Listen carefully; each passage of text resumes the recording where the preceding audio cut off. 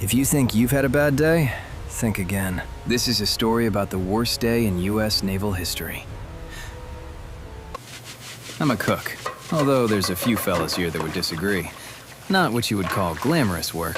It's late, my hands smell like grease, and my back has been screaming since Tuesday.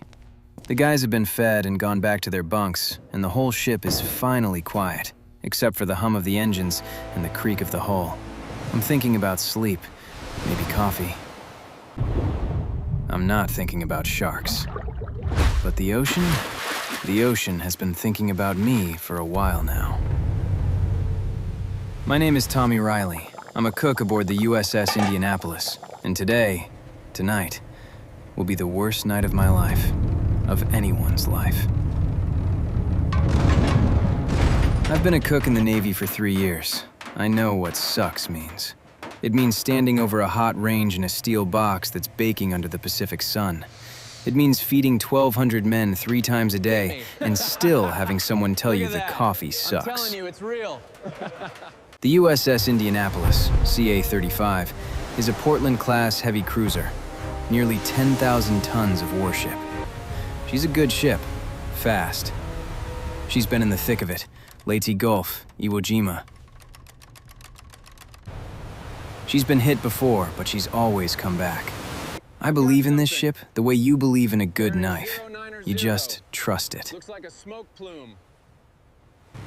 But this last run has felt strange.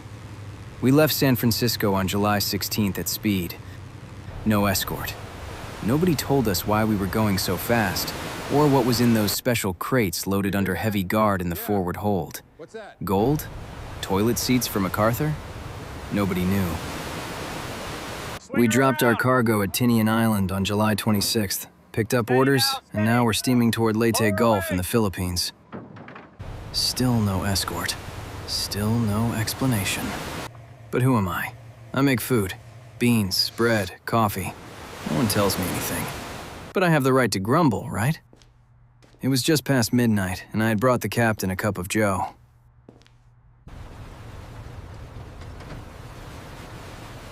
That's when the whole world turned upside down. Fire! The first torpedo hits forward, near the bow. The second hits just seconds later, further aft.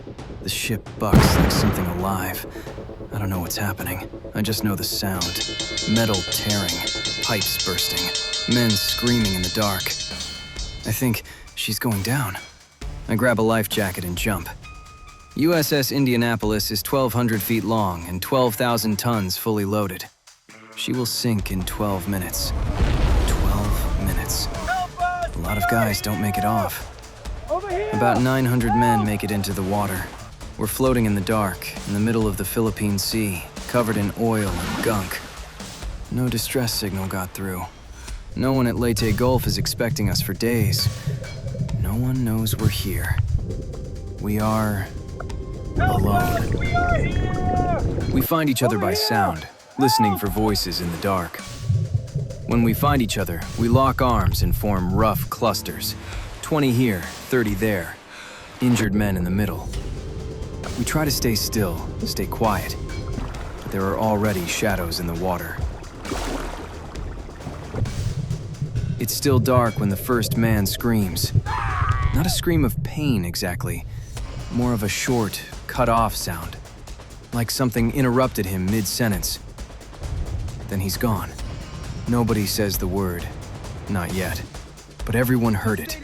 Everyone knows, so pull together tighter. When the sun comes up, we can see them. I don't know what kind of sharks, but they are big enough. Scary, dead eyes that size you up. They come from nowhere. Gone for now. Right there, sliding underneath you, close enough that you can feel the water push against your legs. The dead are the first to go. Men who didn't make it through the night. From their wounds, from shock, from the cold, they're taken quickly. I survive the night, but the sun turns out to be just as cruel as the sharks. We are in the water, but we're burning up. Our thirst is unbearable, but what can you do? Some men start drinking seawater. You try to stop them. You tell them it'll make it worse. It'll make them mad. and they look at you with this expression, like you're the crazy one, and they drink. And then they do go mad. They see islands, ships, fresh water. One man in our group swore he could see a hotel on the horizon. He'd been just fine 12 hours before. He started swimming toward it, and we couldn't hold him. He was gone inside a minute.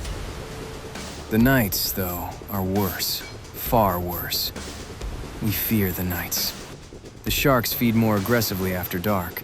You can't see anything, you just hear it. A sound, a brief commotion in the black water off to your left, and silence. Each night, there are more sharks, and they are still plenty hungry. We fight, but this is their turf. It's a battle that we can't win. They have teeth and thousands of years of evolution on their side. There are more and more of them, and less of us. By day 3, I am not entirely sure I am still a person. I am a thing that floats and tries not to splash. My mouth is cracked. My eyes are full of oil. The life jacket that's been keeping me up is waterlogged and heavy as concrete, dragging me down an inch at a time. It's a routine patrol flight that finds us. A PBY, Catalina flying boat, piloted by Lieutenant Adrian Marks, lands on the open ocean despite the waves, despite regulations, despite common sense. There were 1,200 men on board the Indianapolis. 900 went into the water, and 316 were pulled out. That is the definition of a bad day. This was July 30th, 1945. This was the worst shark attack in recorded history, and the greatest naval disaster in American history. If you enjoyed that story, my pal here has a very nasty story about monks and Vikings that will curl your toes.